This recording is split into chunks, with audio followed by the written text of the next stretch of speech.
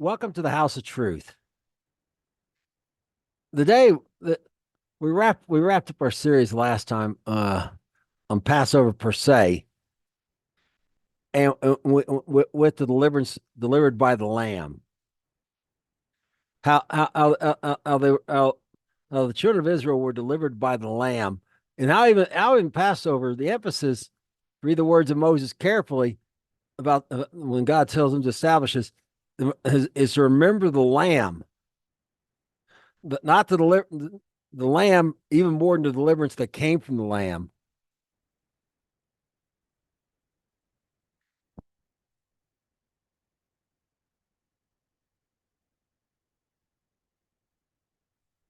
So even more so, and that was the first commandment. That the first This was the beginning of the process of God giving the law through Moses. It actually begins with the ordinance of Passover. But the Egyptians were thrusting them out, but they hadn't left Egypt. And today we're going to talk about leaving Egypt. And we're going to pick up in Exodus 13 in verses 1 through 2. And the Lord spoke unto Moses, saying, Sanctify me all the firstborn, whatsoever opens the womb among the children of Israel, both of man and beast, it is mine. So, so, so, so now as they're getting ready to, as they're packing up to leave, God gives the second commandment, and it's a commandment to sanctify the firstborn. We're going to jump ahead a little bit and look into that a little bit more. He says it is his. Why? Okay, so the firstborn's his, and we're looking at why it's his. As we continue on here in Exodus 13, or jump down a little bit further down to verse 11 through 13. Read the following. And it shall be when the Lord brings you into the land of Canaan, as he sware unto you to your fathers to give it to you, they shall set apart unto the Lord all that opens the matrix, and every firstling that comes of a beast,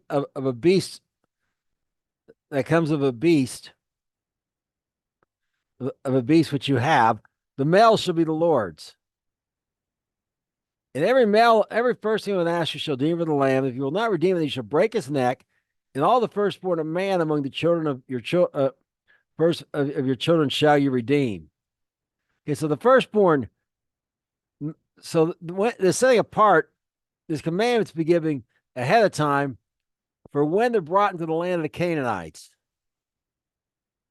as he swore to them and their fathers, the promised land, and he'll give it. So when they're in there, once they're in the promised land, taking possession, is when this is to begin. The setting apart is to begin. And notice it's man and beast. And what an animal's unclean, a donkey right here, an example.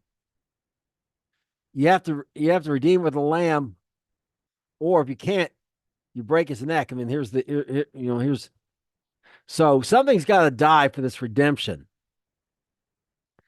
Either a lamb or the animal, and something's got to die in the place of the firstborn among the children, the firstborn males in every family, and that a lamb must die for there to be redemption, and we'll see this.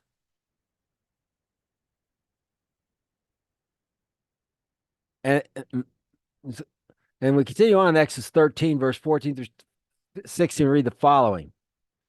And when your son asks you in the time to come, saying, What is this?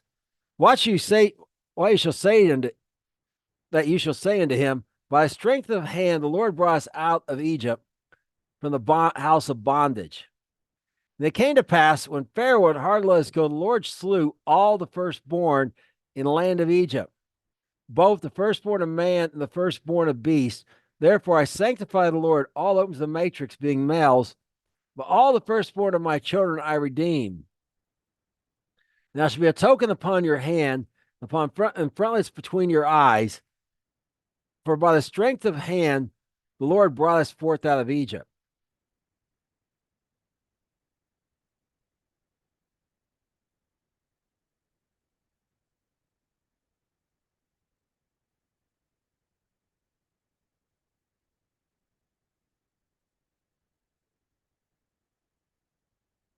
Okay, so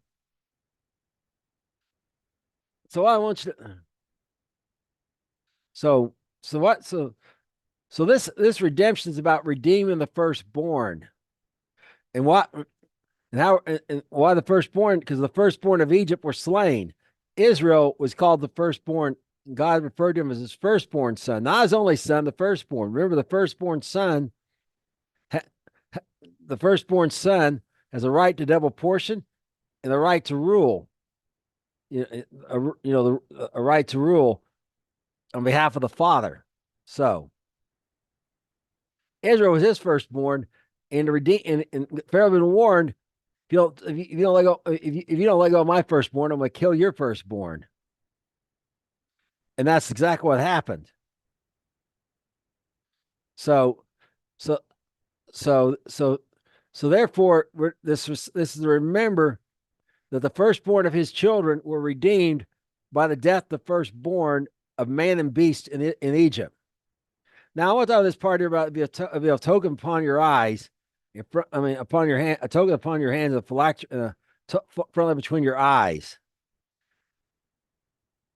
He's not saying you have to rep to all the way around your hand and down your arm, down your left arm, and do those things when you pray. And remember, Yeshua rebuked them for making the phylacteries large. You have to put on some. It's not time to put. You have to put on some sort of special jewelry with a little black box on it, and it's extra large. And all that was, about pride, showing off. Hey, look how religious I am. I put on my teraphim. I got my phylactery. And it's real big there on my forehead where everyone could see it. That was all religious pride. Look at me. It's the principle here is what I'm saying. It's going to be for or like a token upon your hand and the front between your eyes. Well, if you have a token on your hand and you see that when you're doing stuff, it's the guide. That token is to remind you of something, to remind you, to remind the guy about how the right way to use your hands. And that in the frontlet, you got a little thing like little jewelry, a little band, and they got this little chain going, it's a little teardrop thing in between it, like you may see what some women do, particularly in India. Whatever, now they turn their head and whatever, that thing swinging in front of their eyes, and can be swinging, moving, definitely can notice in their eyes. So it affects how they see things. So he's telling everything you see and do, everything you do, consider that you were redeemed out of Egypt. Everything you see, when you look at the world, see it through the lens of I was redeemed out of Egypt. I'm not part of that world system anymore. Well, let's continue on here in Exodus 13, verse 3 through 6. And the Lord spoke, and Moses spoke to the people. Remember this day in which you came out of Egypt, out of the house of bondage, for the strength of the hand of the Lord brought you out of this place. There shall be no unleavened bread be eaten. This day you came out in the month of Abib, and it shall be when the Lord shall bring you into the land of the Canaanites and the Hittites and the Amorites, the Hivites, the Jebusites, who swear to your fathers to give you, a land flowing with milk and honey. You shall keep this service in this month. 7 days shall eat unleavened bread, and the 7th day shall be a feast unto you. A feast unto the Lord. Okay, now we're moving back to verse 3 and 6. And connected to the commandment to redeem the firstborn is the Feast of Unleavened Bread. The month of Abib literally means a spring, like Tel Aviv means a spring. The word spring in Hebrew is used very similar to English. It's that same word, that word's used of the season when things spring out of the ground, things spring out of the ground, plants spring out of the ground, and water, a spring of water that's sprung out of the ground, it springs out of the ground. So that month, and what spring in particular we saw during that month, and we talked about this last time, about when this is, the barley gets, between when the barley first gets, the flower's in and it begins to open up, or when it's closed, and when wheat springs up out of the ground, it's about 15 days. It's in this month of Abib. It doesn't, Abib is not the word for green like Carmel. Okay, it doesn't mean green. It means spring. Again, Tel Aviv, the city of Israel, is a spring on a hill. That's what it literally means. So now we continue on, and we see, and and he's going to bring him in. And notice about this land is the Canaanites and these tribes and these ethnic groups that came out of the Canaanites that are occupying it. They were the original owners of this land. And remember, the promised land, the greater promised land, covered more than just the land of the Canaanites. The greater promised land he spoke to Abraham of, but Abraham gave part of it to Lot, and we showed that part's never going to anyone else. Because the rebellious, God will destroy it, but no one else can live there. The children, descendants of Lot. Same with the descendants of Edom and Esau. So those areas make up roughly Jordan a day, and it's also going to become uninhabited. But it's never going to become part of the land of Israel. And we showed that. We showed the border in Ezekiel, how it says the Jordan, goes to a certain point in the Jordan River down to the Dead Sea is the border, or from the Dead Sea down, I guess I should say, because you got that land, but those lands are never going to become part of Israel. God flat out said it. He told Israel they can't have them. They don't belong. But those guys, that Abraham could give that to anyone, to whoever wanted his family. Gave part to Ishmael, and in part to Lot's children, and then Isaac gave part of it to Esau. And there's no takebacks. But the land of Canaan, particularly from the Jordan River west over to the Mediterranean Sea, is this land that's given. And these are the inhabitants of it. So the 7 days is about completing the whole thing, for one thing. The process isn't complete. The Egyptians thrust them out, but they're still in Egypt. And they're not just being taken out of Egypt, they're being taken into somewhere. And that's true about you. God, if you've gotten yourself in a mess because of sin, or maybe not even your own, maybe perhaps your parents, whatever, God just doesn't want to take you out of the mess you're in. He wants to bring you into something good. And while that something good looks like, varies. I'm not saying he's going to make you, not saying he's going to make you rich and famous necessarily. But in the end, you're going to be part of his kingdom. And that's something, and that's the greatest, that's going to be part of the kingdom of heaven on earth. So he's bringing a place that's flowing with milk and honey, flowing with good things. And this is complete. And remember, leaven is a picture of sin also. And, our life is to be completely free of sin. Nor does the Bible say we're a sinner saved by grace. Yeshua told the woman caught in adultery, go and sin no more. In Corinthians 6:11, it says, starts off in 9 saying, do not be deceived. List off a bunch of things, drinking and fornicating, having sex outside of marriage, is to say, committing adultery, homosexuality, etc. And it ends with this: such some of you once were, or you'll not inherit the kingdom of heaven. Such some of you once were, but now you're sanctified. Now, you're living holy lives. This whole idea I'm a sinner saved by grace is just not, this is not, you are a new creation. You were a sinner. And that's the point of this. You're removed. The penalty, it wasn't just the penalty for your sin was paid completely. Your sin, the sin is supposed to be removed from your life, just as it's removed from the home in preparation for Passover. Go and sin no more. Complete deliverance from sin.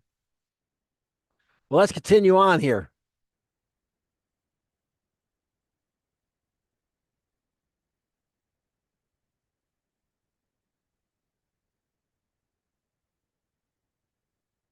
All right, in verses, again, in Exodus 13 and verses 7 and 10. Unleavened bread shall be eaten 7 days. And there shall be no unleavened bread seen within you. There shall be leaven seen within all your quarters. You shall show your servant that day, saying, This is done, that which the Lord did unto me when I came forth out of Egypt. And for it shall be a sign upon your hand and upon your memorial between your eyes, that the Lord's law may be in your mouth. For the strong hand, Lord, brought you out of Egypt. You shall therefore keep this ordinance in this season from year to year. Okay, again, notice, neither seen within your quarters, all your quarters. Make no place for sin. No space in your life for the devil at all. Completely removed. And remember, who has to do the removing isn't God that will do the removing. They did the removing. God gave the commandments. We're cleansed of all unrighteousness, but it's our job to keep sin out of our life. Yeshua didn't go and sin no more for the woman. He just gave her a commandment to do that. It was up to her to carry out that commandment. But for these people here he's talking to directly, it's to bring them they came forth out of Egypt. And so that's the thing. Egypt's the world. Egypt's a picture of the world, a picture of the world where sin is normal. We're all to be out of Egypt. You may have seen people's shirts that say that, out of Egypt. That's exactly what it's talking about. We're to leave Egypt. We're to put it in there, and we can't get out of it on our own. Notice, brought you out of Egypt. They couldn't free themselves from slavery. The Lord did. He brought them out of Egypt with a strong hand. And we've been brought out of our personal Egypt if we're born again. With a strong hand, with a mighty outstretched arm that was stretched out on the cross, made of wood. And remember, we looked at last week how the blood on the blood of the doorpost went horizontal and vertical, giving us some indication of the shape of the cross. That certainly would not apply to a single stake going just vertical. The Romans had various shapes of crosses. That's the one that would actually fit the picture best. They either one type like a capital T or a lowercase t. So, and what's the sign that the Lord's law may be in our mouth? That we speak it out of the abundance of the heart, the mouth speaks, Yeshua told us. The only way it's going to be in your mouth is if you got it in your heart. So now, everything that sign is the law, God's law, His commandments. In this context, narrowly, more broadly, His word, and it should affect everything we do and how we see everything. A memorial between your eyes. Notice, everything we do, we should be looking back and remembering how God redeemed us. And because people are forgetful year to year in this season, it's because people need a time to examine themselves and get back and look, in a period where, like David say, "Search me, O Lord, if there's any wicked way in me." David wasn't being proud, but there was something in him that didn't please God. He wanted to get out of his life. And yet it takes time. So a year later, have a week to do so helps you go and sin no more and stay away from sin. And these people, if people who were physically delivered, they were to never forget it. And notice, you'll say, the Lord did to me when I came forth out of Egypt, as if you were personally there. Passover and the Feast of Unleavened Bread, the whole 8 days is supposed to be a you were there experience. So to speak. I mean, we my house, we have Egypt. I found out how to make food like they had in ancient Egypt, and I make that and these kind of things because we got to remember what the Lord did to us and bring us out of Egypt. We didn't get ourselves out of Egypt. We didn't leave on our own power. We left by his power. Now, we're continuing on in Exodus 34. We're going to look at Exodus 34, verse 18 through 20. We're sort of a summary of this. The Feast of Unleavened Bread you shall keep. 7 days you shall eat unleavened bread as I commanded you in the time of the month of Abib. For that month Abib you came out of Egypt. All owns the matrix is mine. Every firstling among the cattle, whether ox or sheep, that is male. For the first of the ass you shall redeem with a lamb, and if you redeem it not, you shall break his neck. All the firstborn of your sons you shall redeem. None shall appear before me empty. Now, if you looked a little bit up there, it's connected to Passover. So these three things are all connected together. And, and perhaps during the time once God put his name out of place and they were to go there 3 times a year, the redemption may have occurred at, one of these, or perhaps particularly at this one, because they were bringing a lamb anyway.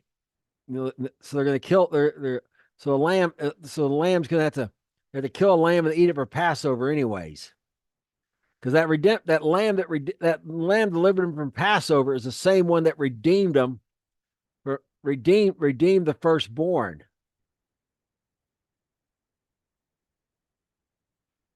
So there's that definitely. These are the second and third things God gave commandments of before they ever got to Sinai. They hadn't even left Egypt. They still got to get back. They still haven't left Egypt, and we're going to continue to look at the process of leaving Egypt. And now we're going to begin with looking here in Genesis 41, verse 45. A little bit of a flashback for you if you were at my system. If you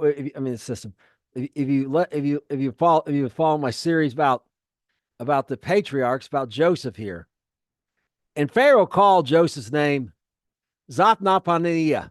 And he gave him his wife Asenath, the daughter of Potiphera, priest of On. And Joseph went out all over the land of Egypt. Okay, so what's important here is this name, Zophnath-Paneah. As we explained it before, it literally means Savior of the world. But that is his Egyptian name. Just like Shaul was the Apostle Paul's Hebrew name, Paulus, literally, if you read the Greek, was his Latin name, or his name he used outside the Jewish community. So now he's got Yusuf as a Hebrew name and an Egyptian name. And that Egyptian name, again, is Zophnath-Paneah. Now we're going to go to the last chapter of Genesis here in 50 and verse 25 to 26, and a little bit of a reminder again here, an important point here. And Joseph took an oath of the children of Israel, saying, God will surely visit you, and you shall carry up my bones from here. So Joseph died, being 110 years old, and they embalmed him, and he was put in a coffin in Egypt. Okay, so Joseph's name is Zophnath-Pananiah. And notice he's in a coffin in Egypt, and they embalmed him. As we talked about in detail, the same thing happened to Jacob. They gave him literally the royal treatment when they died. They did the same thing with Joseph and Jacob and Egypt and Joseph that they did with Pharaoh's. Now Jacob, was taken back to was taken back to Machpelah. Was taken back to Machpelah, the only place Abraham bought. He bought that as a burial place for the dead. So that's the only place they kind of had legal claim on at the time in Abraham's day was Machpelah.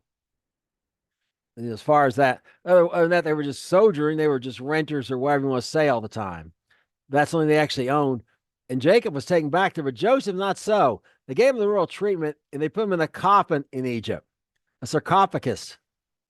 Like King Tut was in. That sort of thing. Now, we go here and we read in Exodus 13, 17 through 19.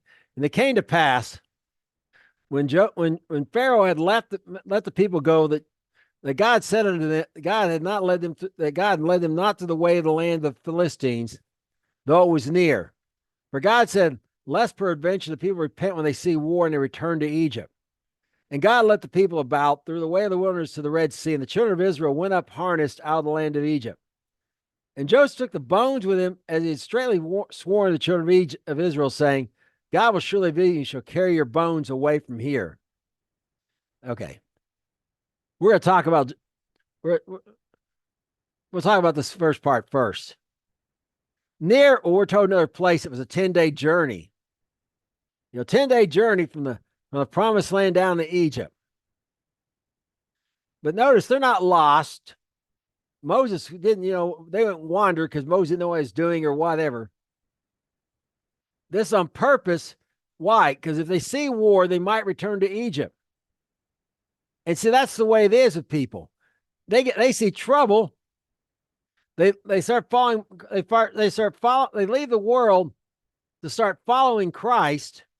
Persecution comes, they want to return back to the world. So, they're not ready for war yet. So what's he doing?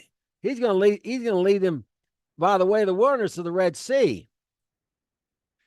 So basically, instead of going northeast, the direct route, he's leading them down southeast.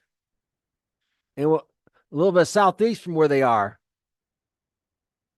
Now, notice, now Joseph takes the bones with him.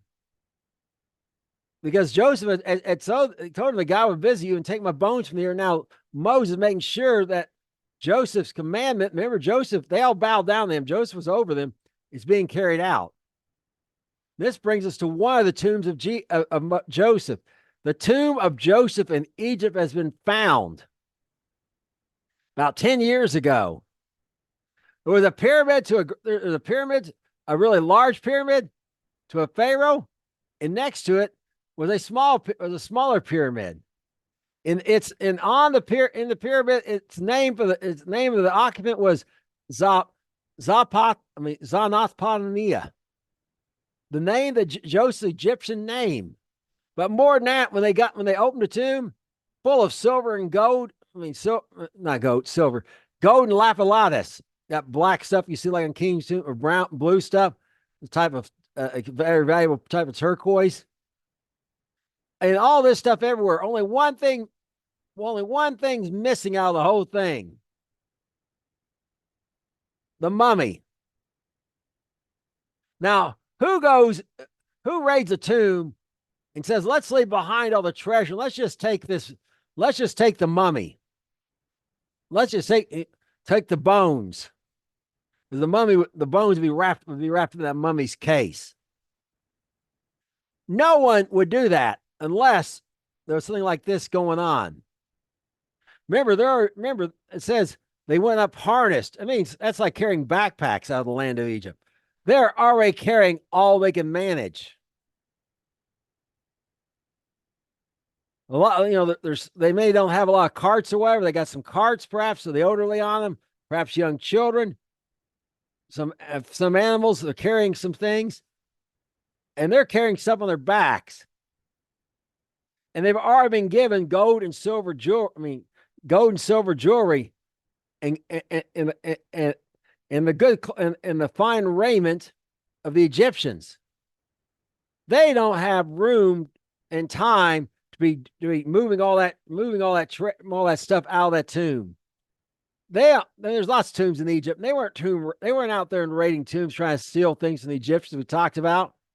They were being that money, that silver and gold jewelry and the raiment were payment that was payment to them for their wages they should they should have received when they were put instead of being put into slavery. But what Joseph bones belonged to them. He gave them charge, and they take what belongs to them with them. Joseph's bones. And again, the actual tomb of Zanath-Paneah has been found in Israel. I mean, in Egypt. Actually has his name right on it. And the sarcophagus is still there. And if you've seen King Tut's, they made it look similar to the person's face in real life. And his is not the color of the Egyptians, but his is a lighter golden brown color,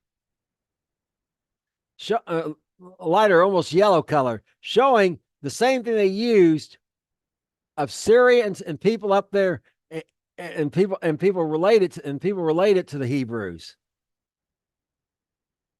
There's again no doubt that tomb of Joseph has been found, but it's tombs of Joseph. We'll talk about the other one a little later.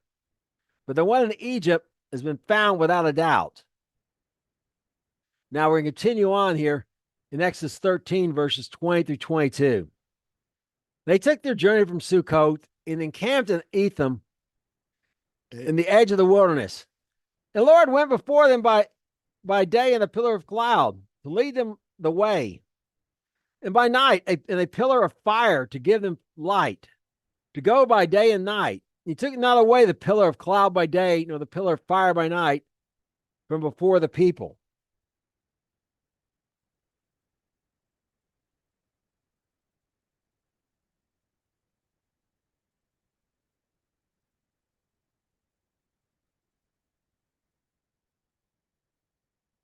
Okay, Sukkot means booths, right? And then went down to Etham.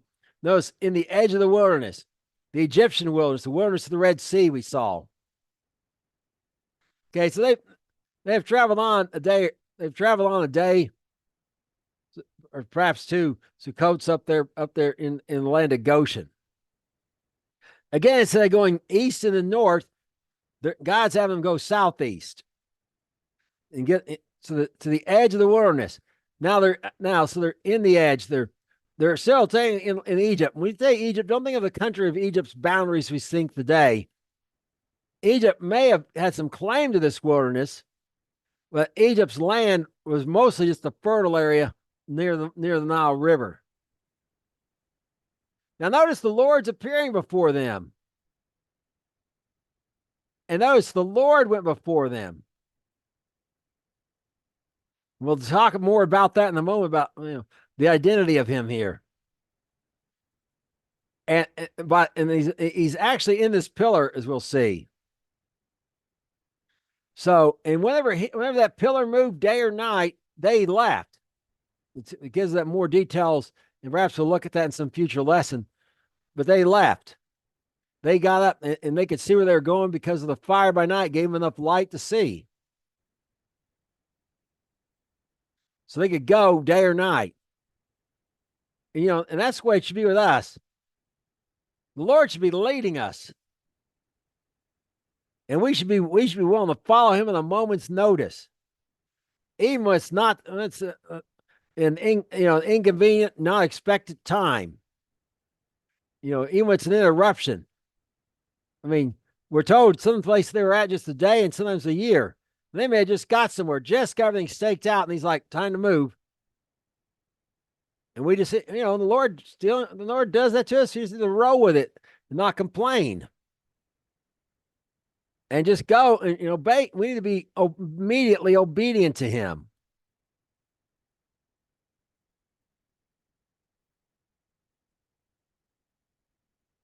Now continue on in Exodus 14. we start in verses 1 through 4.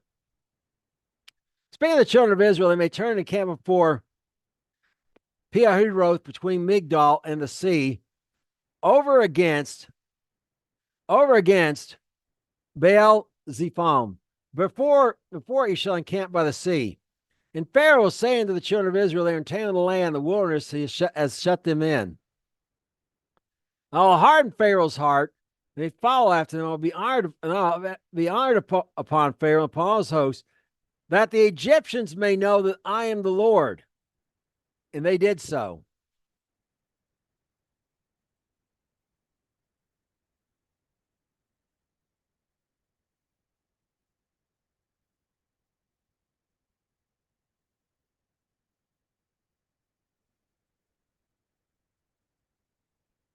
So, a little bit of the description here.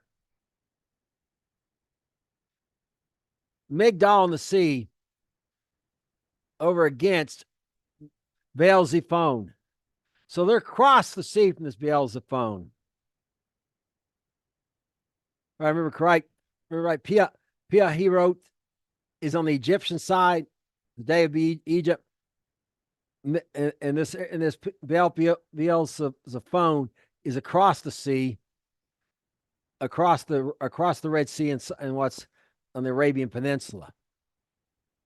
And that's something else that's been found is an actual pillar Solomon set up to mark the location there at Baal Zephon of where they crossed. You know, just like in America, we'll make a national historic marker or something, you know, so people will remember, you know, like one of them signs, this place such and such happened whenever. Solomon had something like that set up at this Baal Zephon. So we would remember, so, you know, as a reminder. So they entangled in the land. Now, notice Pharaoh will say, this is all a trap for Pharaoh. And like we saw when we talked about the gospel in Esther, how what looked like that Haman did not see that Esther was setting a trap for the banquet was a trap for him. She was getting Esther was isolating him away from everyone else. It was just her, the king, and Haman, and setting him up so the king would destroy him and spare the people of Israel. Well, the same thing is going on here. And again, he's going to harden his heart. Well, how's his heart going to be hardened? Same process we talked about before. God gives a commandment. Pharaoh doesn't want to obey it. And his choices when they don't want to obey it, there's two choices. Same for us. We can soften our heart and obey God's commandment, or we can hang on to our pride and harden our heart. And he knows Pharaoh isn't about to soften his heart. So he's going to make Pharaoh. And why is he doing all this? So the Egyptians will know he's the Lord. Still, the Egyptians, God, as we talked about, the works of the liver, every one of those against the works of the liver, how Moses, every one of those things, one of the gods of the Egyptians was supposed to protect them from it. And they failed. And then when delivered by the lamb, particularly Ra, if I remember right, it's associated with the lamb, the death of the firstborn was a complete failure of the Egyptian gods. He had brought judgment against the gods of Egypt to show them to be complete failures.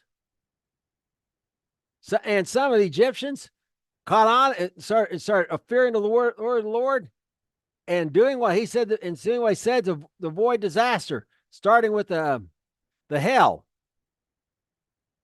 And a mixed multitude went up with him as well. We come to believe. We showed how they came from other lands back in the time of Joseph.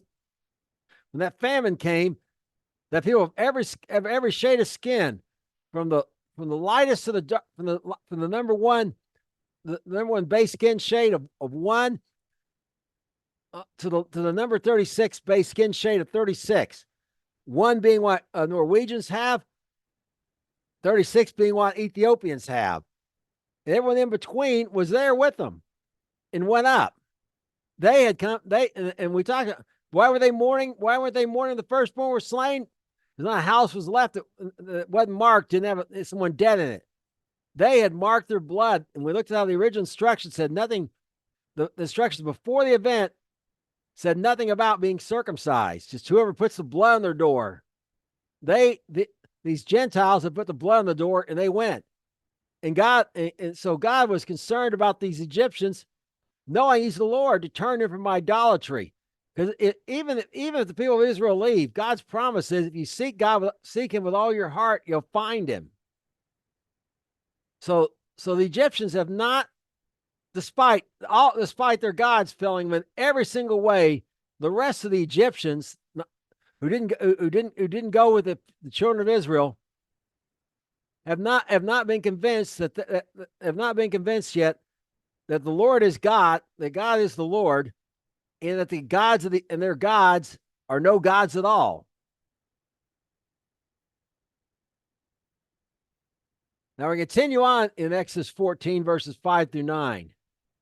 It was told that king of Egypt, the people fled. And the heart of Pharaoh and his servants was turned against the people.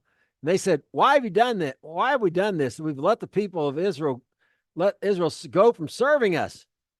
He made his chariot and took his people with him. He took 600 chosen chariots and the chariots of Egypt, and captains over every one of them. And the Lord hardened the heart of Pharaoh, king of Egypt. And he pursued after the children of Israel, and the children of Israel went out with a high hand. But the Egyptians pursued after them, all the horses and all the chariots of Pharaoh, and his horsemen and his army, and overtook them, encamping by the sea beside Pihahirot and before Baal-zephon. Baal-zephon. Okay, so now the people fled. Well, Pharaoh knew they were going to flee. They already said they were going to go. I mean, now it's actually, now reality is sitting in. I mean, they just forgot their firstborn died. They haven't buried them, and the lesson's been lost on them because they're realizing the impact of having the Israelis leave. The Israel go, and that mixed multitude as well. That's the labor force, the Israel, and without doubt, they didn't have much opportunity for education. Moses had some, and perhaps some of the officers, the people we read, but by and large, they were just manual labor. They were the major manual labor force in Egypt, a big chunk of it. And the mixed multitude, well, I mean, among those was Greeks, and Greeks practically invented math, science, and history for the sake of telling history all by itself. Now, they really like the Bible, have history, but it's usually to make a point or something. The Greeks would start writing history. Herodotus particularly started collecting history for the sake of history. They practically invented those things by themselves. And, in all that math in Egypt about the pyramids and stuff, and to make the Great Pyramid line up the way it does, that was all done by Greeks. Well, the Greeks, this mixed multitude includes also the brain. They're not just having a labor drain; they're having a brain drain. And they realize suddenly, hey, we're gonna have to do all this work ourselves, and probably we don't know how to do it. This exactly happened in the American South, in what Thomas Jefferson had wrote in a tract. The predicament America had put itself in, the South particularly, with slavery. And the predicament was, well, he called the wolf by the ears. His metaphor was, you have a wolf by the ears that can't bite you, but eventually you can't hold on to that wolf by his ears forever. Eventually, but if you let go, he's going to bite you. But you can't hold on to him forever either.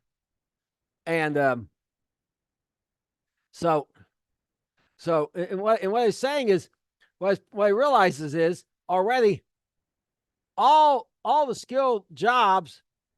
First of all, the unskilled jobs went out there. went out there and put the slaves. But as the slave force grew, and they're like, well, a blacksmith over in town will cost me X amount to get something done. He would make some deal to get one guy make a deal and get, or maybe he was a blacksmith himself and teach the slaves how to be a blacksmith. And then, and eventually, and maybe even a blacksmith might buy a slave, teach him to be a blacksmith, and sell him at a profit. Okay, because now he has some skill. Well, eventually, all the blacksmithing's being done in large parts of the South by the slaves, and particularly in these large areas with large plantations. And eventually, all the owners know how to do is tell someone else what they want done. They and the people and the people around them, the other European Americans, they may know how to fight. They know how to be slave masters, maybe, but they don't know how to do nothing as far as that goes. And so if you let the slaves go, they're gonna you're gonna find someone else to do all that work, the manual labor. You're gonna and you're gonna have this problem of you don't know anyone to do these other things, particularly if they actually leave. And that's why they made Jim Crow laws and all this stuff in the South. Try to keep the slaves and the former slaves in a semi-slave status, particularly to hinder them from leaving. But eventually, the Great Migration happened, where a large chunk of African Americans in the South moved to northern cities. And for about 2 generations, the South, a large parts of the South, were in a terrible mess. They were backwards and uneducated and stuff because they didn't know how to do anything because even in the Jim Crow system, they were oppressing the people who knew how to do something by paying them less wages. That was kind of the whole point, was to make more money. But so therefore, the European Americans wouldn't learn how to do any of these things because they couldn't. There was always an African American who could do it, who would do it cheaper, who didn't really have a choice but to do it cheaper the way they had things structured. So now a couple generations of that, the European Americans don't know how to do it, don't know how to do jack. And the slaves leave and they don't know how to go. And when they do start learning, they're charging more money, which is exactly the problem that the rich people who set up all the Jim Crow were trying to avoid. Well, that's what's going to happen here in Egypt here. Pharaoh realizes. Our own people are going to have to go out there and work our own land ourselves. And we just sent our smartest people off, just like happened to a lot of corporations here in America with this whole during COVID. They took advantage of that to try to force people to accept that LGBTQ plus the whole even the word woke, they stole that. They stole that from African Americans. That woke, but now the new woke, if you want to call it that, okay. And a lot of the people they wanted to drive off were generally concerned. The people that they managed to drive off or left them or got fired or whatever were generally conservative Christians.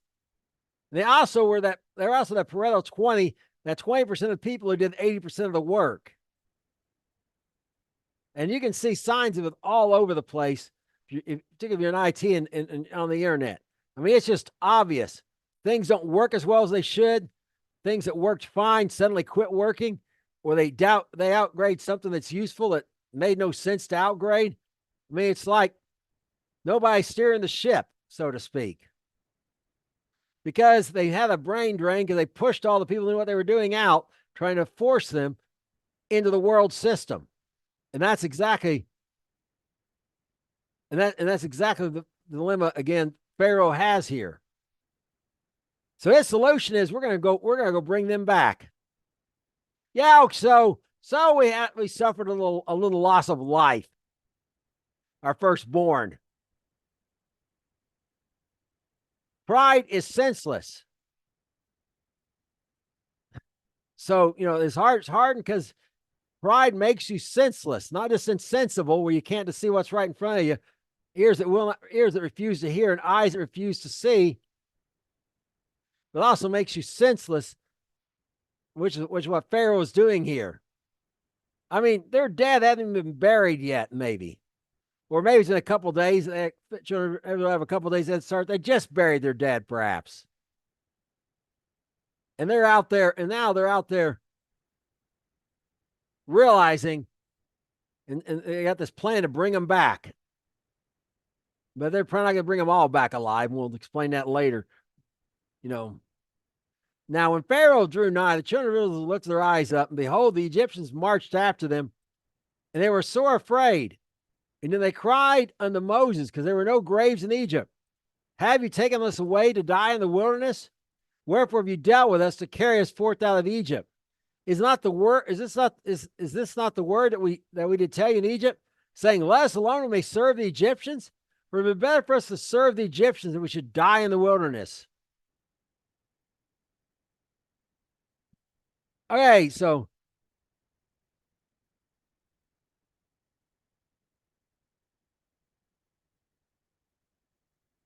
the children of Israel,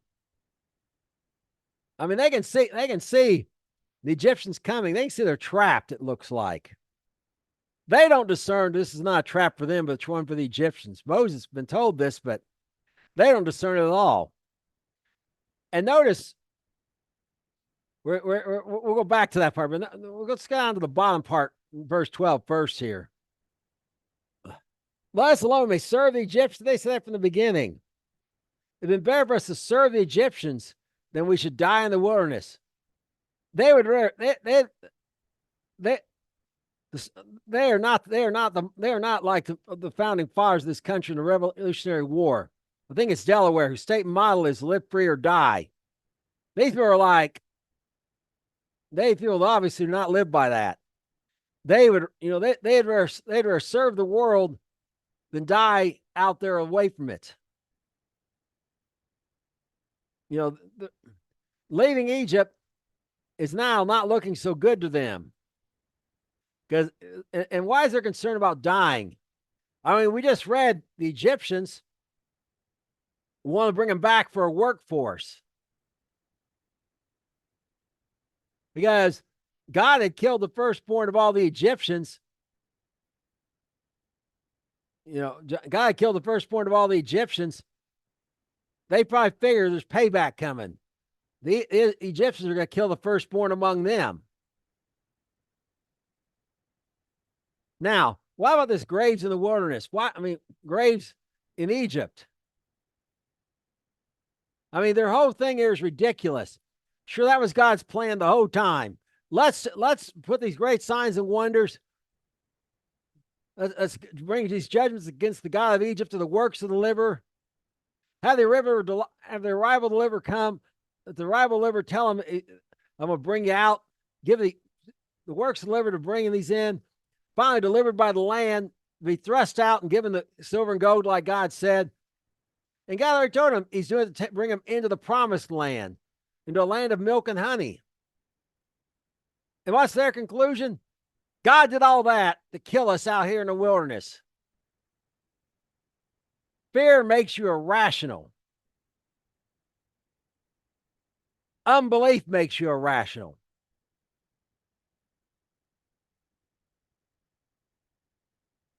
And they're mad at Moses for delivering them. I mean, isn't that like people? God delivers them, and persecution arises from it, and they forget that they were destined to hell. And we've shown that hell starts in the first mention of hell's in the Torah itself. That they were destined to there. And their lives were miserable. And they were they maybe had addictions to whatever, and God delivered them from all that. And as soon as it comes out there, they're like, God, why'd you get me away from them people? Why'd you do this? Now I got all this trouble. And it looks like I just ain't gonna make it. They still have not learned to trust God after all he's done so far. Now, but why graves in Egypt? Because Joseph Jacob, again, remember, was carried and buried in the only property Abraham bought in Machpelah, the cave of Machpelah, the only undisputed land that belonged to him, as far as the people today were concerned. Joseph, they're carrying out of Egypt. All the rest of them, the 10 brothers sold Joseph into slavery, dead and buried in Egypt. His younger brother Benjamin, dead and buried in Egypt. All their descendants, and Joseph's too, for that matter, dead and buried in Egypt. So now which brings us into talking about the other grave of the other tomb of Joseph. There's an Egyptian tomb, but there's another tomb as well. I mean, what do they do with those bones? They got them, but they ain't even left Egypt yet. Well, we're gonna follow what happens to those bones as we go along here. We find here in Joshua 24, verse 29 to 32. And it came to pass after these things that Joshua, the son of Nun, the servant of the Lord, died, being 110 years old. And they buried him in the border of his inheritance in Timnath Serah, which is in Mount Ephraim on the north side of the hill of Gaash. And the children of Israel served the Lord all the days of Joshua, all the days of the elder that outlived Joshua, which had known the works of the Lord they had done for Israel. And the bones of Joseph, which the children of Israel brought up out of Egypt, they buried in Shechem, in a parcel of ground that Jacob had bought the sons of Hamor, the father of Shechem, for 100 pieces of silver, and it became the inheritance of the children of Joseph. Okay, so notice Josh is 110 years old. If I remember correctly, he came into the promised land when he was 80, just as Moses had arrived to deliver them when he was 80. So 70 years have gone by.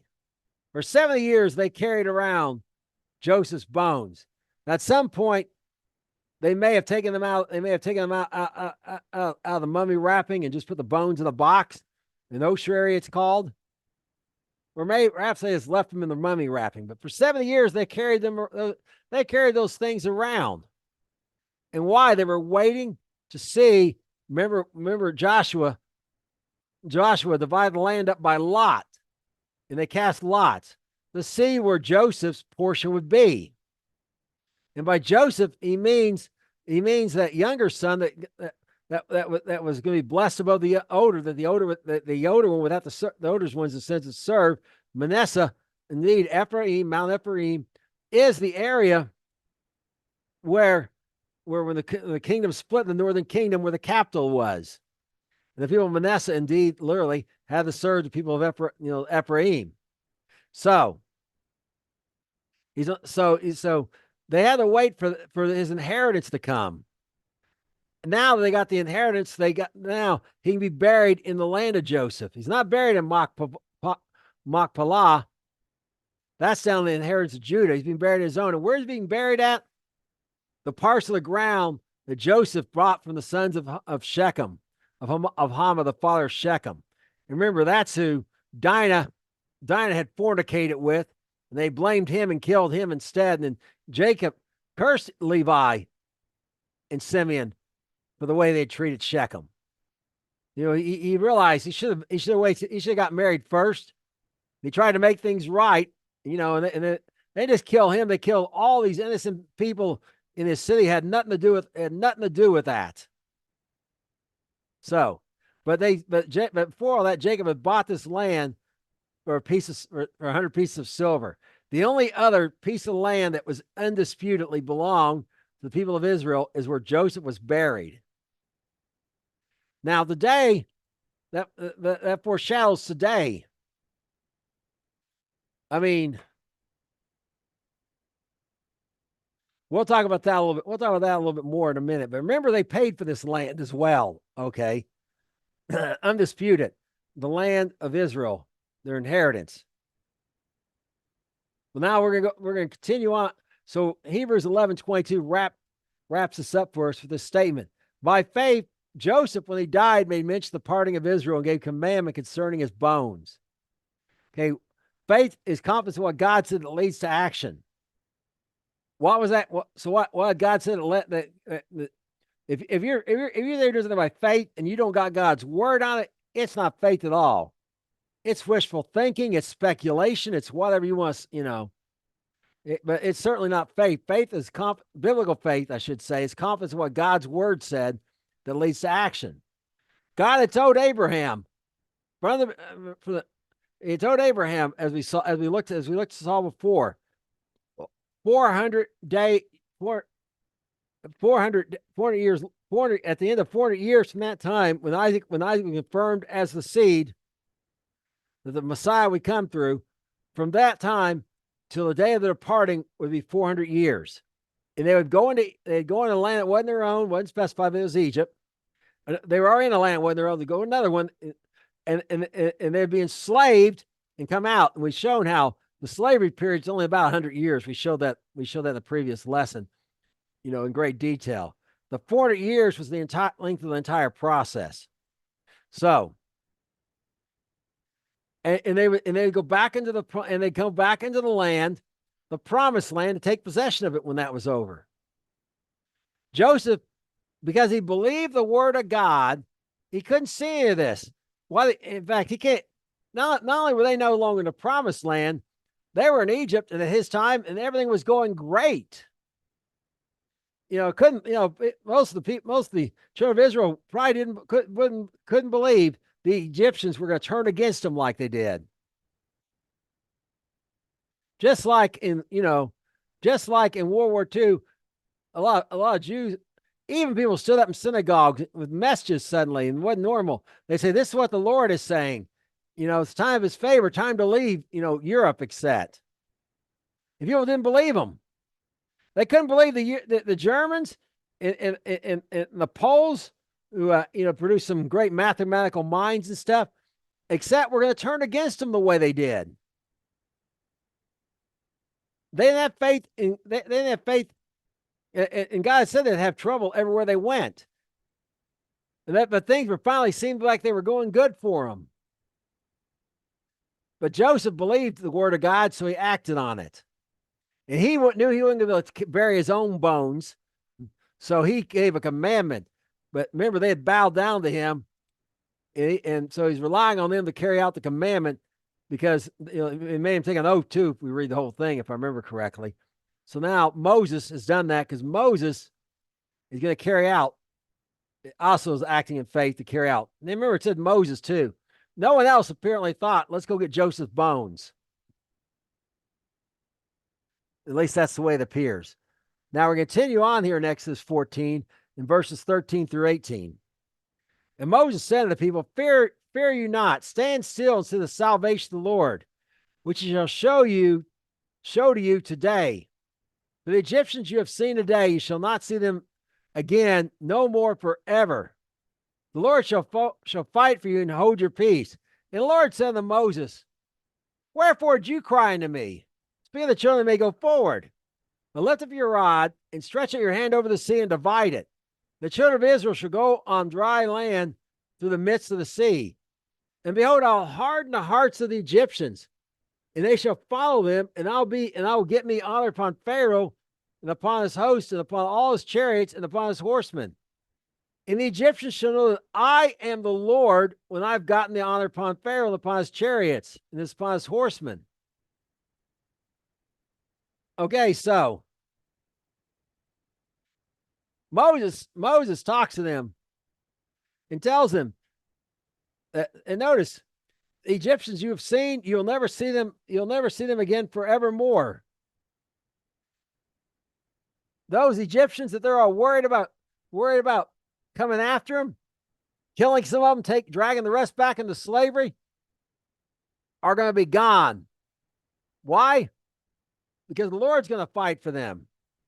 They ain't got no means of, we read earlier, unless they see fear, unless they see war and turn back, they don't know how to fight. They ain't got no, they have lost any ability to fight they ever had. Jacob at Fox, he took some land from an Amorite enemy by a sword and his bow.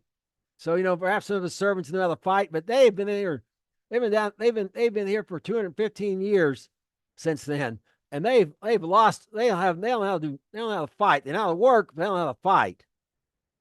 So the Lord's going to fight for them,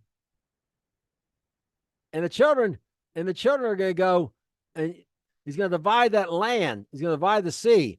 But notice, we're going to harden Pharaoh's heart again.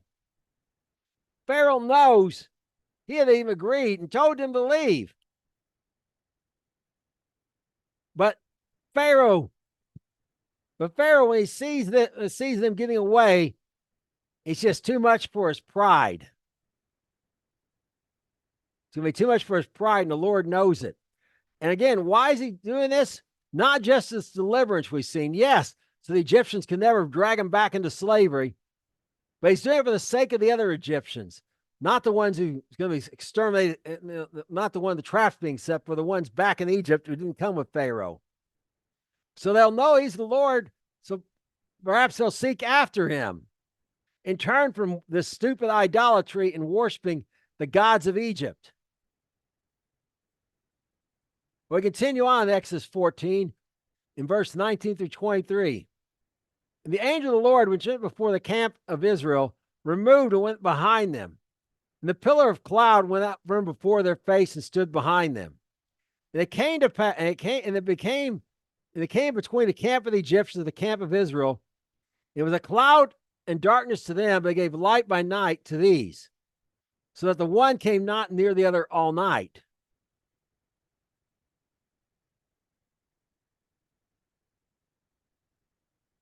And Moses stretched forth his hands over the sea, and the Lord caused the sea to go back with a strong east wind, by a strong east wind all that night, and made the sea dry land, and the waters were divided.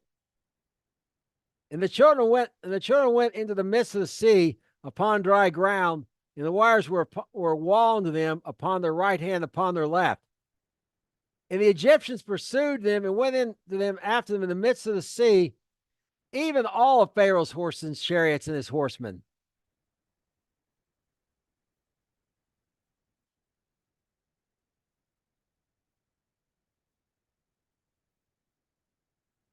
Okay,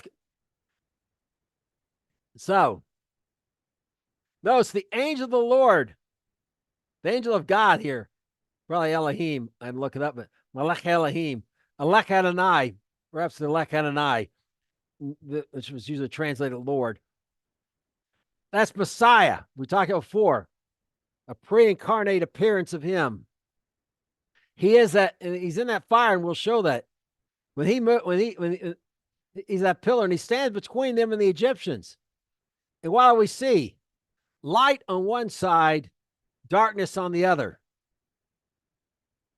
The Egyptians got nothing, they can't do nothing but wait. They can't see what they're doing. They can't see jack. This is like that. I mean, this is brought back to their memory, their remembrance, that ninth plague, darkness that can be felt. But they don't think of that. That wind coming from the east should have reminded them of that they could probably feel that of the eighth plague, the locust. How a wind from the east brought the locust in. But the Egyptians, pride is set in, particularly Pharaoh, and pride will make you senseless. They're not putting all this together at all. And I mean, and they're being blocked from this, and the children and the wind's blowing all night, an east wind, and probably a cold east wind. And I'll show you why I said that earlier. So say that later. We'll show why I say that. And it's made the sea dry and the waters divided. You got water on each side. Well, also there's a division between the Egyptians and Israel, the people of the world and the people of God. The people of Israel represent the people of God. That's one camp, and the camp's the other one. There's a separation between them. As we've said over and over again, God calls us to be separate from the world. They've been in Egypt, but they were never part of Egypt. And now he's separating them out from Egypt. And notice that same cloud that's darkness to the Egyptians is light to them. That same word of God, that same Messiah That's light to those who believe. The people of God is darkness to those who don't. They reject him. That word of God is like it's mysterious and hard to understand to those who refuse to believe its words and start trying to, instead of believing God meant what he said and said what he meant, start trying to assign any meaning they want to anything they find uncomfortable. And they get in all these arguments and can't agree on what it means. They're out there in darkness. And I know people who go to church at this point here, but they're still in darkness because they will not believe. But the ones who believe God's word, God said what he meant and says what he means, everything is clear to them. They can see clearly. Here, and all of us are really, of all these things I'm talking about, are one camp or the other. Either we're living in darkness or we're living in light.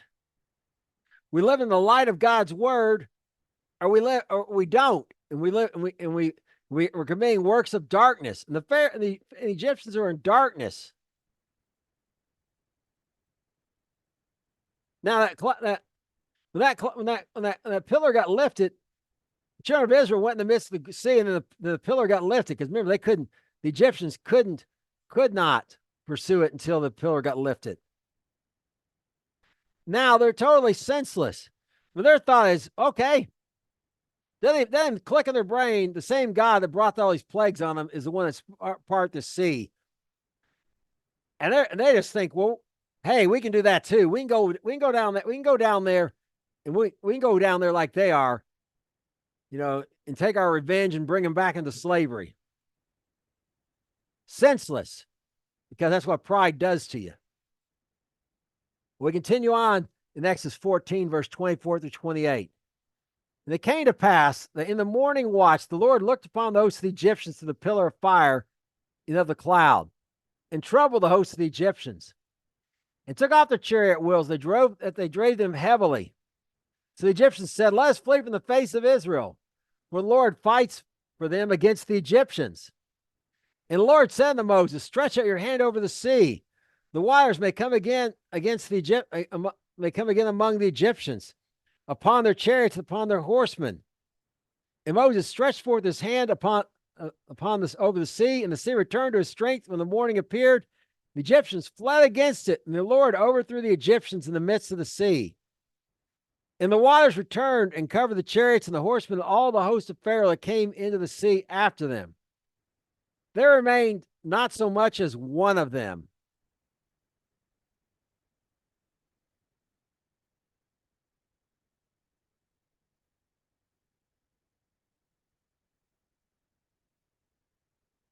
So what do we see here? Notice the Lord looked through the pillar of fire in the cloud. He's, the whole thing. That cloud's been behind. Say he lifted, he really lifted, he just moved it. He lifted it, and as he moved it forward, the Egyptians had followed.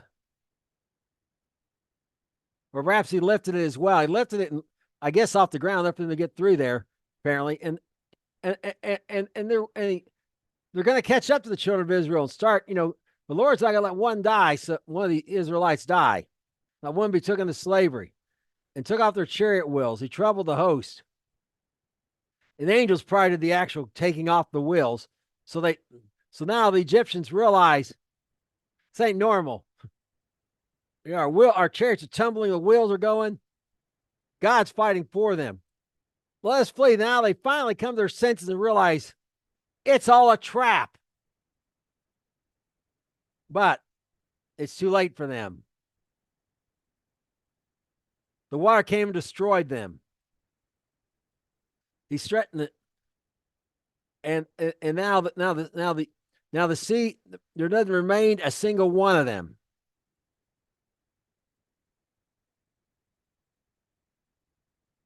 They're all gone.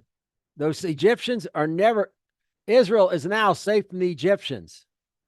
The Egyptians are never coming to them.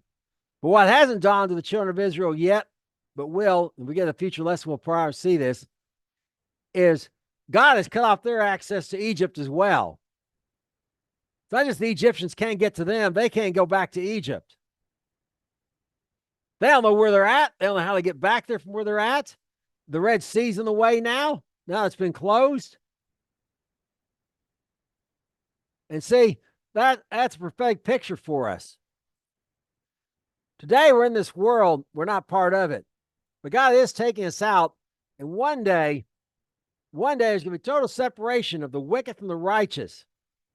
The wicked are going to be not drowned in the sea, the Red Sea, but in the lake of fire. And those are the people of God are going to be in the eternal kingdom. And we are not going to have access to each other anymore. So they're leaving Egypt is now complete. There is no return. It is the point of no return for them. Again, it hasn't dawned on them yet, but it will. Well, if I get in some future lesson, perhaps I'll cover that. So let's continue on here in Exodus 14, verse 29, wrap up 14, verse 29 to 31. The children of Israel walked upon the land, dry land in the midst of the sea, and the waters were wall up unto them on their right hand and on their left. Thus the Lord saved Israel that day out of the hand of the Egyptians, and Israel saw the Egyptians dead upon the seashore.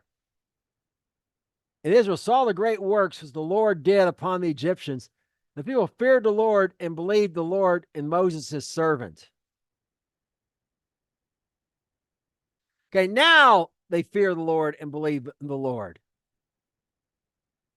They believe after they see.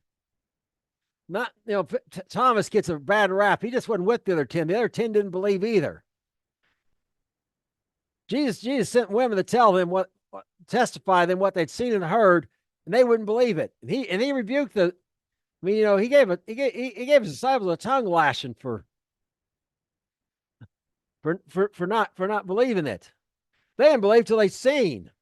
And that's what Thomas. That's what Thomas did. And that same attitude here is among the people of Israel. They didn't believe after 10 plagues. They didn't believe when the pillar showed up. Now they believe. It took 12 things for them to finally believe. And notice it took Pharaoh's heart being hardened 12 times. 12 times. We saw 2 more today, 10 before this. Before Pharaoh would believe. And notice that the Lord had talked to Moses here. The Lord had talked to Moses and said, "Why do you cry unto me?" Well, that's because the children of Israel Moses went to them like, "Hey, Lord, they're gonna, the people here, perhaps afraid, like he was later, they were going to stone him or something." But people up there were undoubtedly turning on Moses. But God had a plan the whole time. Moses never in any danger. Now we're going to.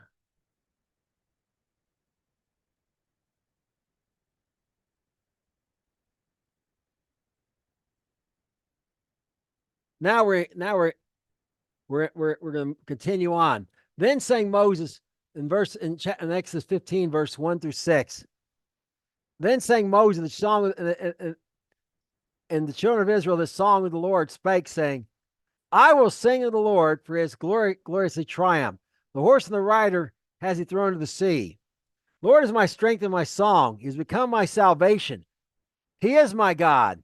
I'll prepare for him a habitation. My father's God, and I will exalt him. The Lord is a man of war. The Lord is his name. Pharaoh's chariots, those says he cast in the sea. His chosen captains were drowned in the sea. Depths covered them, they sank to the bottom as a stone. Your right hand, O Lord, has become glorious in your power. Your right hand, O Lord, has dashed in pieces the enemy. Okay, so we're going to break this part. Now, first of all, I want to start with the singing. Okay, now, this song, well, we'll see there's a little bit more to it as we go in a few minutes here. It's got quite a few words.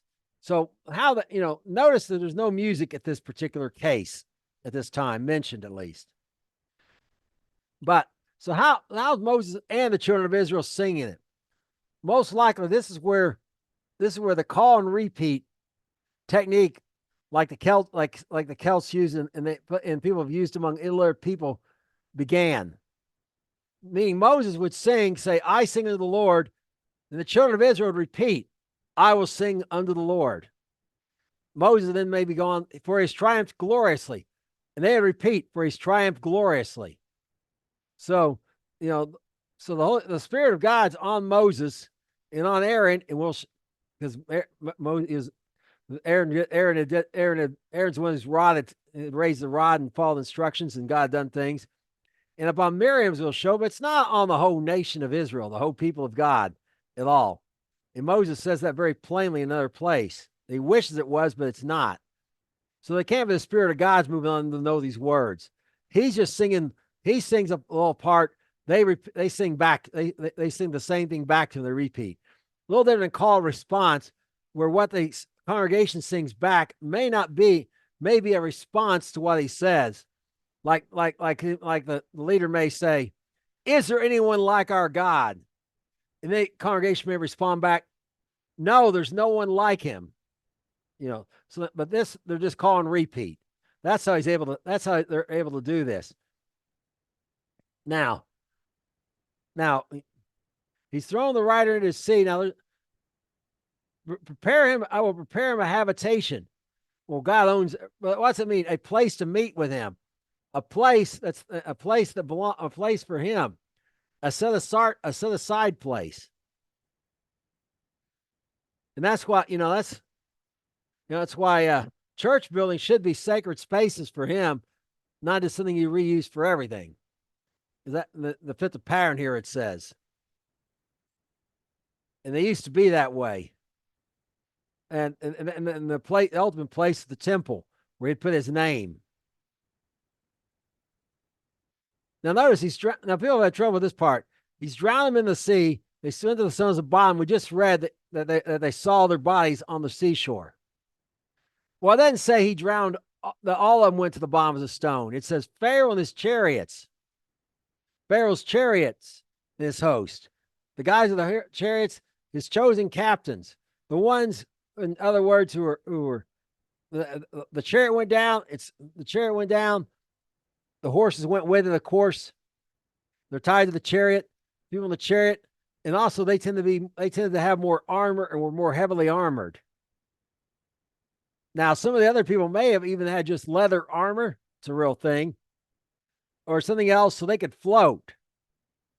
But these guys here, who are the leaders, are in the heaviest armor, so they didn't sink. And Pharaoh's chariot, at this area I talked about again, where Solomon set up the pillar on one side, it's actually a low spot under kind of a little land bridge. It's underwater. It connects under the Red Sea that connects Egypt over to the Arabian Peninsula. And in that area, I believe it's in the museum in Egypt now. They actually found not just a chariot wheel covered in divers found not just a chariot wheel covered in coral. And the coral, they know how fast coral grows, indicates it started growing around this time, given the age of it. But it was Pharaoh's chariot wheel. They know because of the gold on it, and also the design. The Pharaohs had the gold and this particular design, so everyone would know that they were Pharaoh, basically, about their, so everyone could identify, oh, that's the guy in charge, So Pharaoh chariot is found here. And it's mentioned just as it says here on the bottom, and dashed in pieces. Well, of course, you got them going down. That slope's kind of gentle and goes down, and I can't remember. I think it's like 100 meters under the surface sea. It's far, or 100, maybe 100 feet. Anyway, it's far enough down that modern ships can go over it and over that underwater land bridge and back, and a real gentle slope on each side, which is why, make it possible that everything fits the description here. The only one to tell you it didn't happen. It not only did it happen, we know where it happened. We got the evidence it happened at the time the Bible says it happened. This is a real event. But the way that water crushing them, flattened them like a bug being stepped on, okay? It just all came crashing down on them. I think I missed this point here.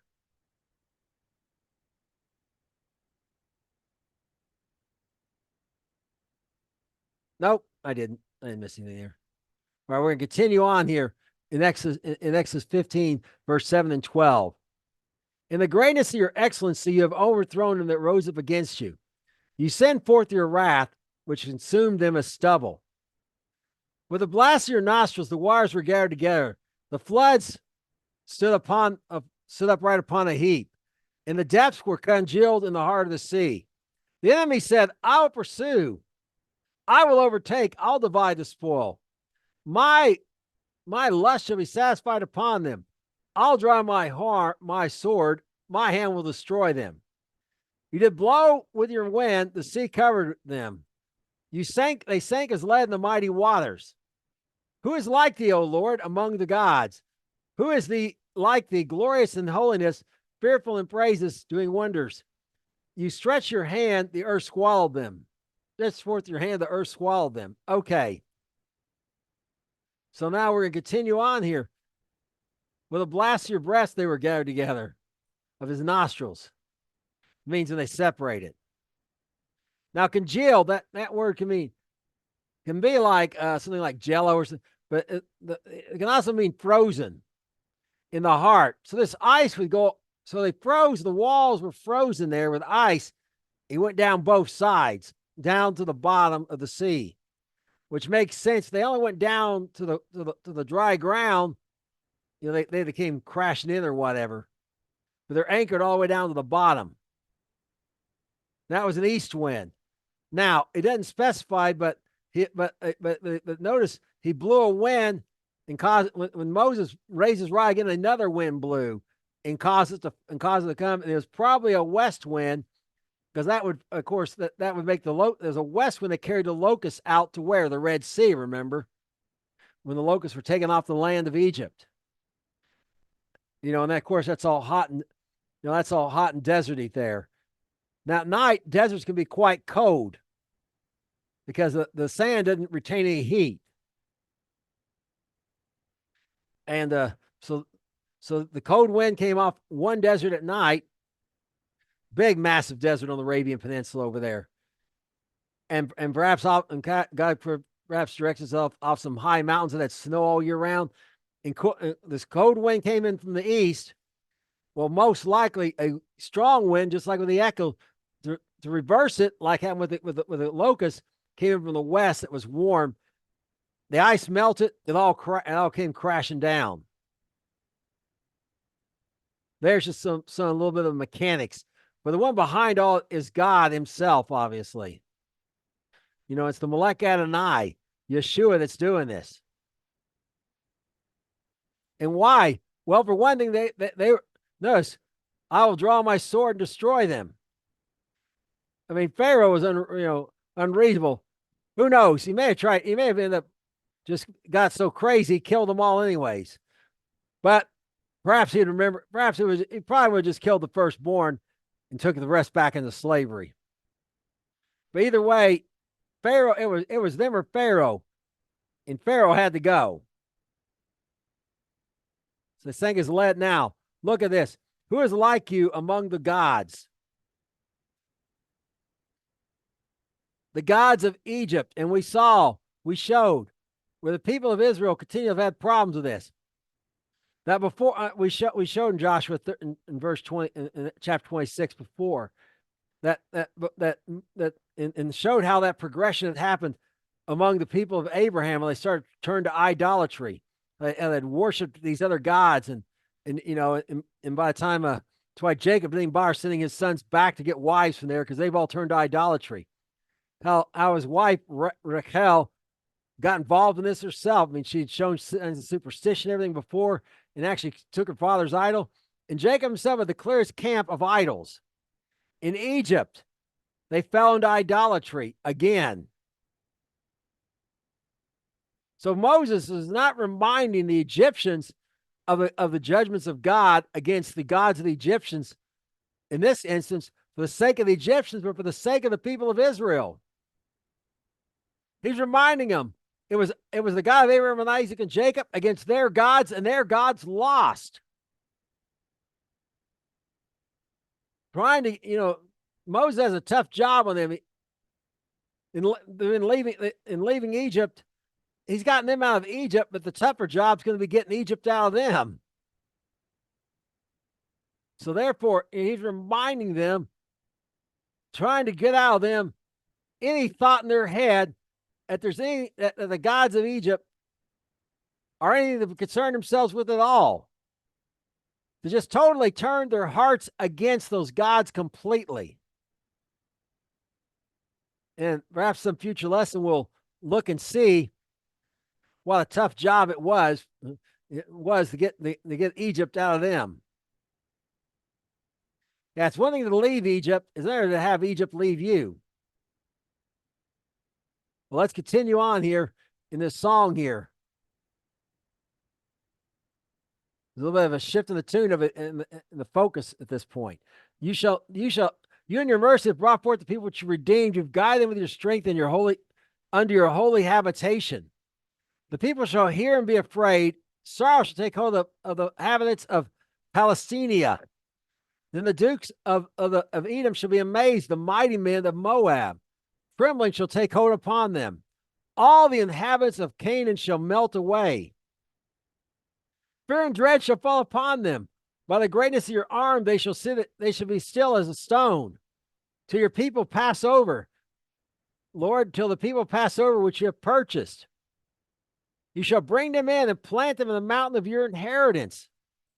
In the place, O Lord, which you have made for you to dwell in the sanctuary, O Lord, which your hands have established. Okay, so he didn't just bring them out, so he's wanting to bring them into something as well. And what's that? Guide them into his holy habitation. Guide them to that place where he's at. Guide them into that relationship with him, that deep relationship, a place where they can have that's set apart for that reason. Now, the Egyptians aren't the only ones back in Egypt who's going to hear about this calamity. Remember, Egypt was the United States of the ancient world at that time. And these people are all near there geographically. They're all going to hear this. And notice who's first. Palestinian. And notice how Palestinian and Canaan are not the same. Palestinian is, as they translate from the Greek, which is Palestine, the Hebrew word's Philistine. They both mean invader.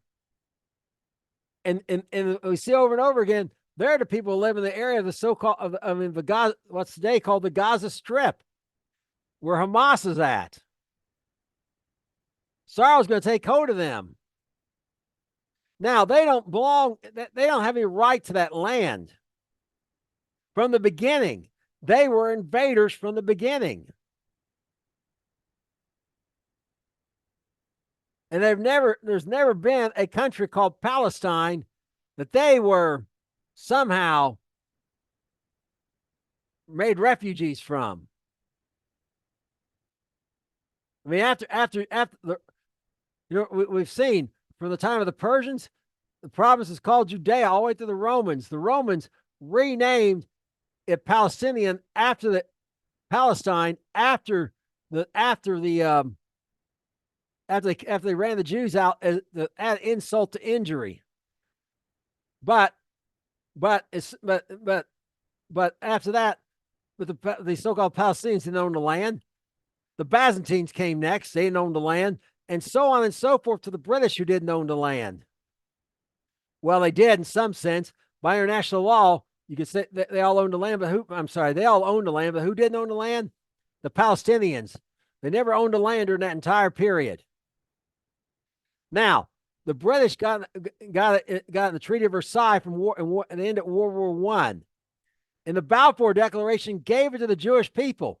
Under international law, who does not just all the day of Israel today, but Transjordan too, the part of it of what was the promised land for the people of Israel in Jordan was all given to them, and they have legal right to international law. The people who actually owned a land inside the former Ottoman Empire all lived in West Turkey today, and the Rothschilds paid them for it, even though just so they would drop their claim on it, even though it had already been forfeited to Britain, who gave it to the Jews in the treaty. But then the Jews who moved in there paid the sharecropping farmers who never owned a land to start with for the land nonetheless, just so they would so they wouldn't. They agreed not to make any claim against the land. I mean, they're being paid for something they didn't own. It was money for nothing. They took it. And so by every legal right, they own, the people of Israel own the land of Israel as far as international law goes. If they don't own the land of Israel, then nobody owns anything. I mean, seriously, America's got, all these things for treaties through Native Americans, which sometimes got broke by Native Americans, sometimes broke by the federal government. I mean, treaties is how people get rights to the land, so they pay for it. By all these measures, they own it. But the real problem is not even the Jews really own the land.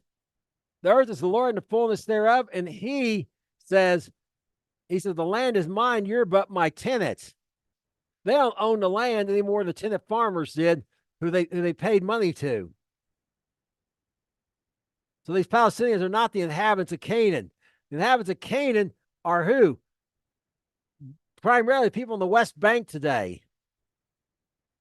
They call themselves Palestinians, but they don't live anywhere near the 5 cities of the Philistines, over by including Gaza's one of them. They never did, they may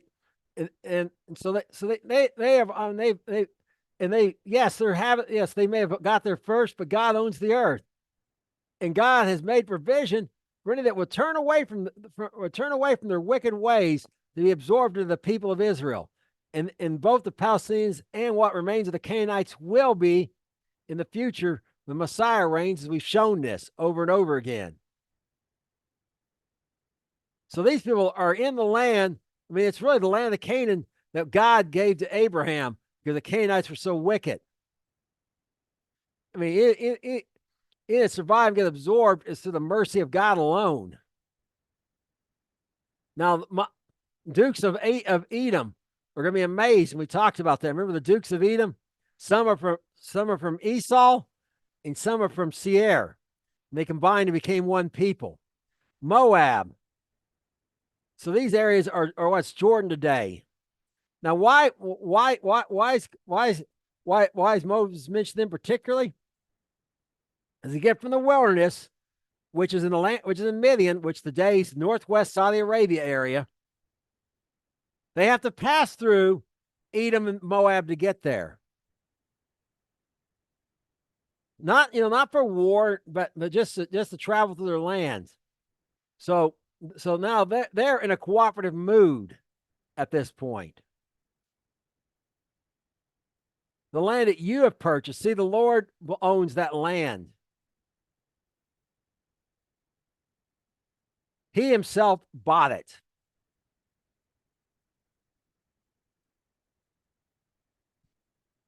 And plant them in the mountains of your inheritance.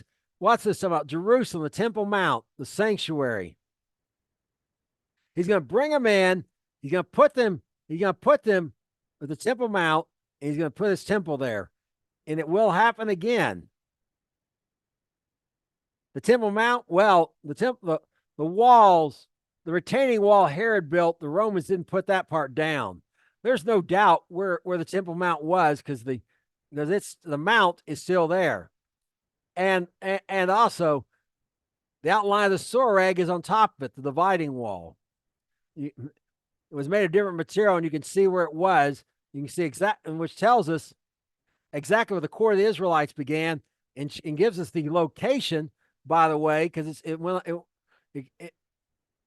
blocked the core of the Gentiles from the Israelites, but but that would also mean inside of its walls would be included the brazen where the brazen altar was, the holy place, and the holy of holies. So we don't have to speculate where the temple was either. There's trace of the soreg still visible on the top of the Temple Mount. So God brought him through all that to bring him into this. And again, Jewish people go on about being the chosen people, chosen to what? To show other people how to walk in God's ways, which they got to learn to do first. Now we're going to finish up here with the song of Moses, the song of here of Moses, and the song of victory here in Exodus 15, verse 18 through 21. The Lord shall reign forever. For the horse of Pharaoh went in with his chariots and his horsemen to the sea. The sword brought again the waters upon them. But the children of Israel were on the dry land in the midst of the sea. Miriam the prophetess, the sister of Aaron, took a timbrel in her hand, and all the women that were around her with timbrels and with dances. And Miriam answered them, "Sing you to the Lord, for his triumphs gloriously, the horse's rider is thrown into the sea." Okay, so now Moses has been leading this. It's been a cappella to this point. Now we get the first mention of someone leading with music in the Bible. First mention of music, not first mention. The first mention was the son of Cain who created musical instruments. But the first one about praising God, the first person who's using music to praise God is a woman. And notice this woman's also a prophetess. And we looked at that. God himself explained how that works. That means she's God's spokeswoman, I should say. Spokeswoman means the Spirit of God's upon her also. So in a way, Moses, Aaron, and Miriam kind of mirror the Trinity of Father, Son, and Holy Ghost. There's kind of a picture there of that. You know, as the Shema says, Shema Yisrael, Yadev Wave Eloheinu, Echad Yadev Wave, which literally translates to pay attention, Israel. Yadev Wave, your God, our gods, are joined together as one. Yadev Wave. It's right there in the Shema. Wasn't something that some Greek made up centuries later. It's right there in the Shema in plain Hebrew. So, women have been liberated here. Now, what I don't want to do is give you the wrong ideal. Women have a role, but it's not the same as men, and not everything men can do, women can do.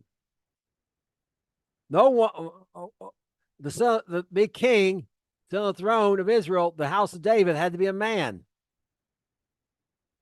To be high priest or priest at all had to be a man. And I can give you many other examples. On the other hand, women, if she's a prophetess, she's not miming everything. She can plainly speak among the congregation. So there's things women can do and cannot do. And I'm going to cover that in a blog post, and I might cover it in a future lesson as well.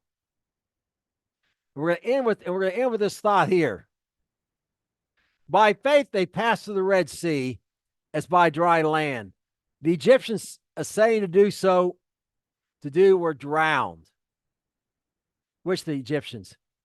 Okay. Why could they pass through the Red Sea? By faith. Faith is confident in what God's word says. But the world will try to imitate what the people of God do, but God's not going to back it up. In fact, he's going to put a stop to it like he did with the Egyptians.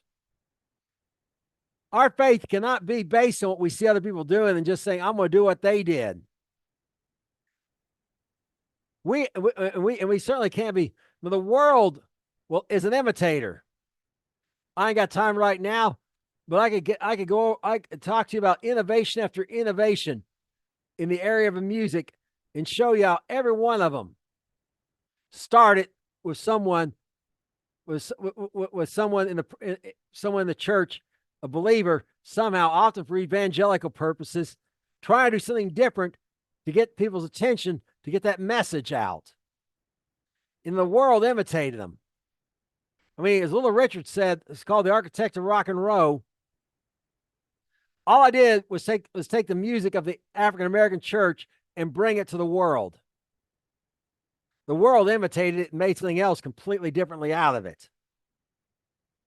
That's what, and that's what, and that so we need to get our eyes off the world. Leaving Egypt means separating ourselves from Egypt, but then we have the hard work of Egypt leaving us. And we'll talk about that some more in a future lesson, I'm sure. That's all we got for now. I have for now. Until next week, shalom.